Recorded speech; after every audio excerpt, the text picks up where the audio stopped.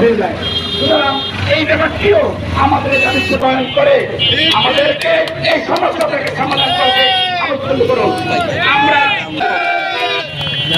যেহেতু বিষয়টি আমাদের দুর্নীতির সাথে সম্পর্কিত, সুতরাং আদিবাসী মানুষে উন্নয়ন হবে কিভাবে আর আমরা বাঁচবো কিভাবে। সুতরাং এবং 19 সালে তৎকালীন মেয়র সাহেব ঢাকা সিটি এইভাবে যে পূর্ববর্তী মেয়রগণ আমাদের দাবি নেওয়া প্রয়োজন। আমি আরেকটা কথা বলতে চাই, নীতিমালা কিভাবে হবে মানুষের প্রয়োজন, এটা প্রতিনিয়ত চেঞ্জ হবে, পরিবর্তন হবে। কখনো 2008, কখনো বিভিন্ন রকম অজুহাতে আমাদের প্ল্যান অনুমোদনের ক্ষেত্রে রাস্তা লাগবে 9 তলার জন্য, 35 ফুট লাগবে 10 থেকে 14 তলার জন্য। এই বিষয়টাই শুধু আমরা গুণা করবো।